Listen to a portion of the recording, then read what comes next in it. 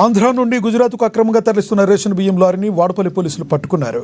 గుంటూరుకు చెందిన ప్రధాన నిందితుడు శ్రీనివాస్ అక్కడ రేషన్ బియ్యం లబ్ధిదారుల నుండి తక్కువ ధరకు బియ్యాన్ని కొనుగోలు చేసి ఇతర రాష్ట్రాల్లో ఎక్కువ ధరలకు విక్రయించడమే పనిగా పెట్టుకున్నాడు. ఇందులో భాగంగా గుజరాత్కు చెందిన మన్సుఖ్ అనే వ్యాపారికి లారీలో 30 టన్నుల బియ్యాన్ని తరలిస్తుండగా వాడపల్లి సరిహద్దు చెక్పోస్ట్ వద్ద పోలీసులు పట్టుకున్నారు. లారీ డ్రైవర్ను అదుపులోకి తీసుకుని సమాచారం రాబట్టారు. ఈ విషయం తెలుసుకుని రాజీ కోసం చెక్పోస్ట్ వద్దకు వచ్చిన ప్రధాన సూత్రధారి శ్రీనివాస్ తో పాటుగా అక్రమ దందాకు సహకరిస్తున్న మరో 5 వ్యక్తులను పోలీసులు చాకచక్యంగా అదుపులోకి తీసుకుని రిమాండ్కు తరలించారు. ఈ మేరకు కేసు వివరాలను మిర్యాలగూడ డీఎస్పీ రాజశేఖర్ రాజు మీడియాకు వెల్లడించారు.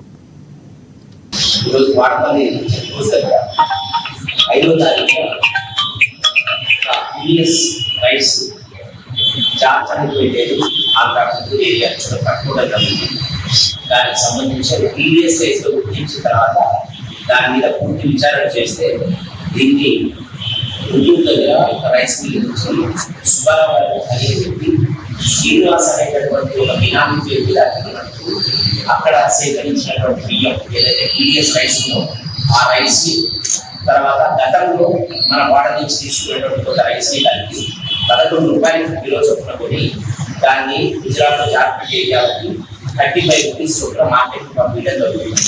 సో దీంట్లో ఇంపార్టెంట్ ఏంటంటే ఇది చాలా ఆర్గనైజ్డ్గా జరుగుతూ ఉంటుంది.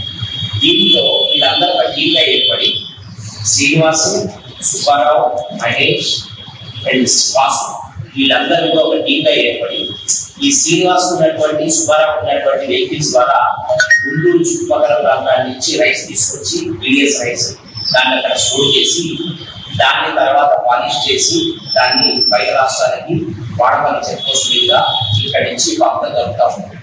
సో వీటన్నిటికీ కూడా ఈ బిజినెస్ అంతా ప్రమోట్ చేసేది వీళ్ళకి పార్టీని మాట్లాడి పంపించేది వాసుదీతో. అదేవిధంగా ఈ మహేష్ అనేటటువంటి వ్యక్తికి వీళ్ళు నెలకు ఒక 3 లక్షల రూపాయల జీతంగా ఇచ్చి దీన్ని ఈ వాడల చెక్పోస్ట్ దాటించడానికి మహేష్ ఒక ఎస్కార్ట్ లాగా వీళ్ళకి ఎక్కడైనా కేసులైనా